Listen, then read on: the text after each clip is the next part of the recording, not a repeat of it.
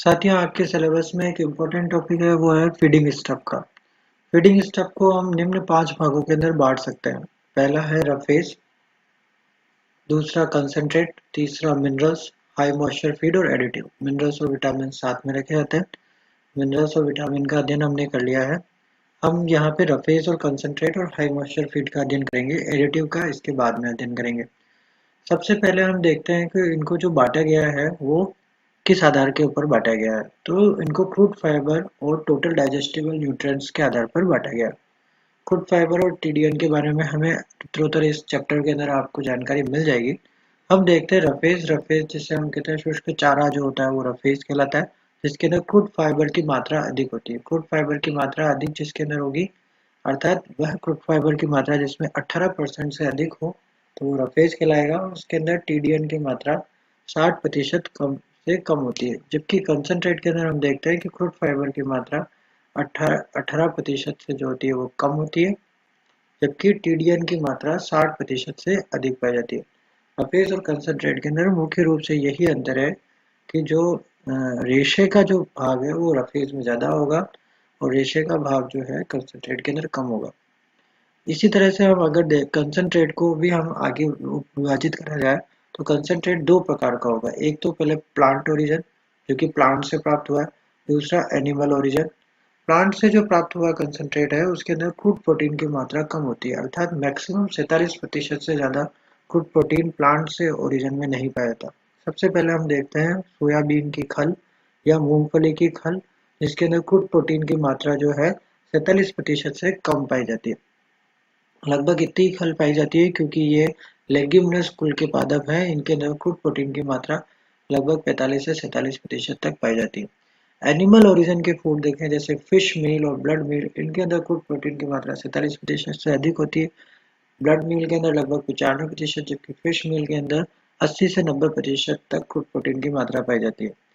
एक और प्रकार से अगर उनको एनर्जी के आधार पर हम विभाजित करें तो हम पाते हैं कि एनर्जी रिच जो क्रूड प्रोटीन है उनमें 20% से कम मात्रा के अंदर क्रूड प्रोटीन पाई जाएगी, जो कि एनर्जी रिच होते हैं। जैसे अनाज, फ्रूट्स, दालें, इनमें सब कार्बोहाइड्रेट की मात्रा अधिक होती है, इसलिए 20% से कम क्रूड प्रोटीन पाया जाता है।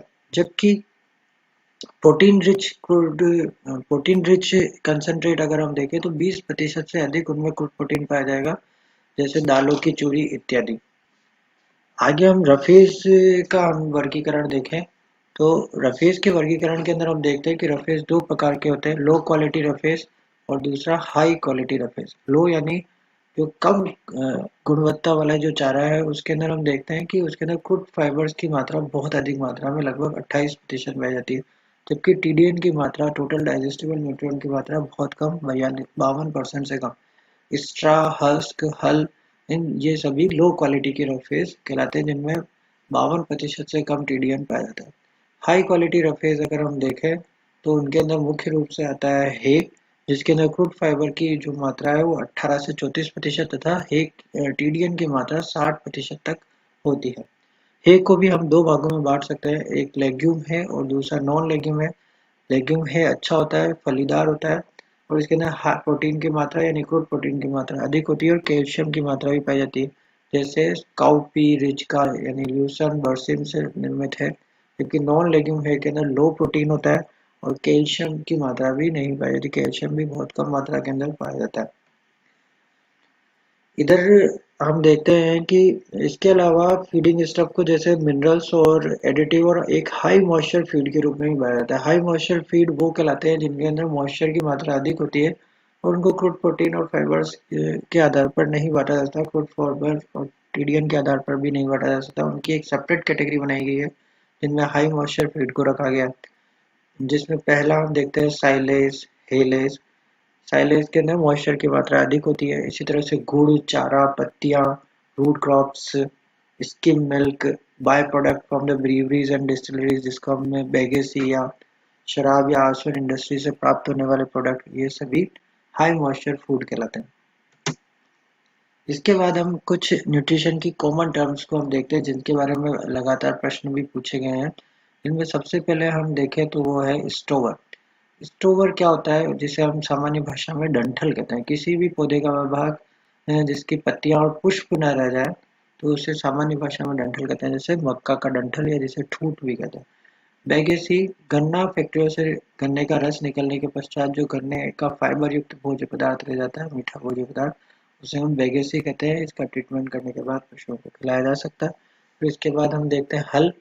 हल जो है मटर, दालें, कपास के बीज, अरंडी आदि के बीजों का जो छिलका या बाह्य आवरण होता है उसको हम हल कहते हैं। हल बीज के खोल को कहते हैं एक तरह से। इसी तरह से एक चीज आती है हस्क। हस्क क्या है? हस्क अनाज की चापड़, चावल की चापड़ को हम हस्क कहते हैं। ये एक तरह से अनाज का छिलका जो होता है, रेशेदार छिलका, वो कहलाता है, उसे हम हस्क कहते हैं। इसी तरह से एक टर्म आती है सोइलेज या जीरो गेजिंग या सोइलिंग। इसमें क्या करते हैं कि चारागाह से वनस्पति को काटकर हरा चारा पशु को अपने स्थान पर लाकर खिलाते हैं। तो इसे हम सोइलेज या जीरो गेजिंग या सोइलिंग कहते हैं। इसके अंदर जो चारे की फसल है वह नष्ट नहीं होती, स्टॉल फीडिंग भी इसे हम कहते हैं। आगे हम देखें तो प्रॉक्सिमेट एनालिसिस, जिसके आधार पर हम किसी भी खाद्य पदार्थ या फीड स्टॉक को उसके मूलभूत समूहों के अंदर बांटा जाता है, उसका अध्ययन हम करते हैं। प्रॉक्सिमेट एनालिसिस के खोजकर्ता विल्हम हॉर्नबर्ग और फ्रेडरिक स्ट्रोमैन थे। इन्होंने फीड को 6 मूलभूत समूहों के अंदर बांटा, अर्थात जो राशन है उसे हम 6 मुख्य भागों के अंदर बांट सकते हैं। विलियम हॉर्नबर्ग और फ्रेडरिक स्ट्रोमैन ने इन सभी को, जिसको उन्होंने बांटा, उन सभी को उन्होंने प्रॉक्सिमेट प्रिंसिपल कहा, जिसके आधार पर उन्होंने इनको बांटा। प्रॉक्सिमेट प्रिंसिपल के आधार पर 6 जो प्रमुख चीजें हैं वो है वाटर, दूसरा ईथर एक्सट्रैक्ट, तीसरा क्रूड फाइबर, चौथा क्रूड प्रोटीन, पांचवा टोटल ऐश और छठा नाइट्रोजन फ्री एक्सट्रैक्ट। इस तरह से 6 भागों के अंदर बांटा।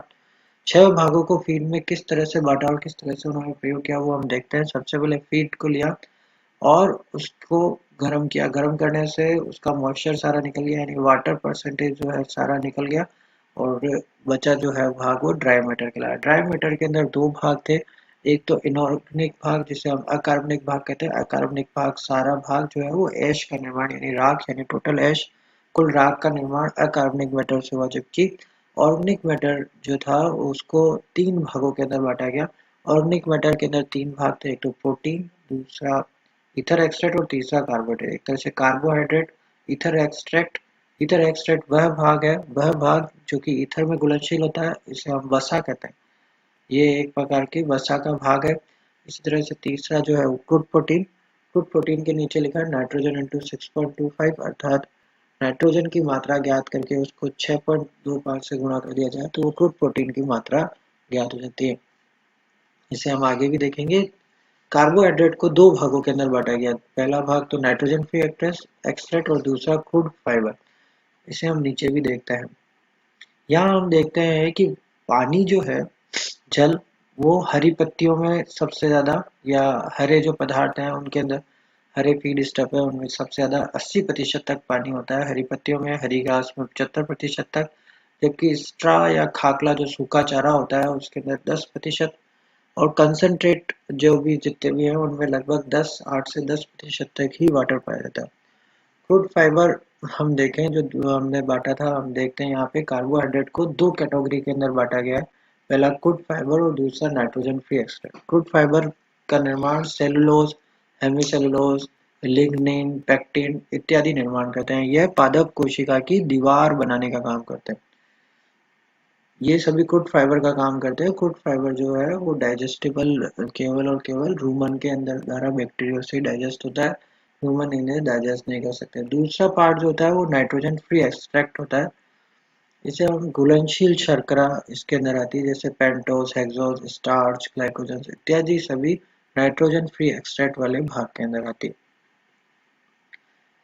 चौथा हम भाग देखते हैं, वह है ईथर एक्सट्रैक्ट, जो हमने देखा था ऑर्गेनिक पार्ट का दूसरा भाग। ईथर एक्सट्रैक्ट क्या है? ईथर एक्सट्रैक्ट जो है, वसीय अम्ल जो होते हैं वो ईथर एक्सट्रैक्ट में आते हैं, और वसा मापने के लिए या ईथर एक्सट्रैक्ट वाले भाग को मापने के लिए एक विशेष प्रकार के उपकरण को काम में लिया जाता है, जिसे हम सॉक्सलेट अपार्टस कहते हैं। सॉक्सलेट अपार्टस का उपयोग किया जाता है।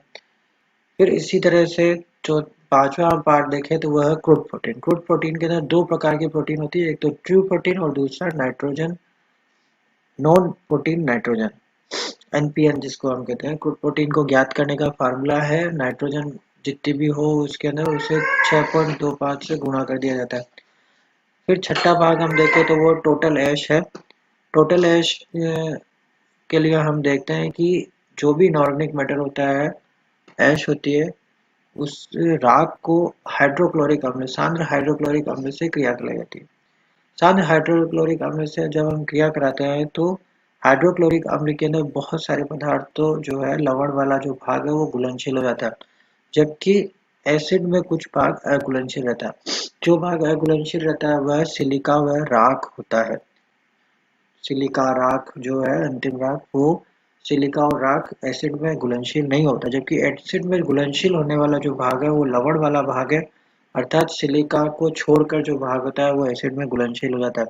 तो इनऑर्गेनिक भाग जो है मुख्यतः लवण, सिलिका और राख से मिलकर बना होता है, और जो अम्ल में घुल जाता है वह लवण कहलाता है। साथियों, यहाँ पर हम देखते हैं कि वाटर की मात्रा, क्रूड फाइबर की मात्रा, ईथर ऑक्साइड की मात्रा, क्रूड प्रोटीन की मात्रा और टोटल ऐश की मात्रा ज्ञात की जा सकती है उपकरणों के द्वारा, जबकि केवल और केवल नाइट्रोजन फ्री ऑक्साइड की मात्रा, इन सभी की मात्रा ज्ञात करने के पश्चात मूल ग्राम में से घटा दिया जाता है, तो नाइट्रोजन फ्री ऑक्साइड की मात्रा आ जाती है। साथियों, यहाँ पर एक और इम्पोर्टेंट प्रकार की हम जो चीज देखते हैं वो सल्फर युक्त अमीनो अम्ल, जो कि क्रूड प्रोटीन के पार्ट होते हैं। इनमें मुख्य रूप से सल्फर युक्त अमीनो अम्ल जो है, इसका अधिकतर प्रश्न पूछा जाता है, वो है मिथ्योनिन, सिस्टाइन और सिस्टीन। ये 3 प्रकार के सल्फर युक्त अमीनो अम्ल पादपों के अंदर पाए जाते हैं। इस तरह से हमने ये प्रोक्सीमेट एनालिसिस हमने यहाँ देखा, जो कि विलियम हॉर्नबर्ग और फ्रेडरिक स्ट्रोमैन ने देखा, जो कि पादपों के अंदर पाए जाने वाले विभिन्न तत्वों के बारे में, विभिन्न प्रकार के प्रॉक्सिमेट प्रिंसिपल्स के बारे में अध्ययन करने को बताता है।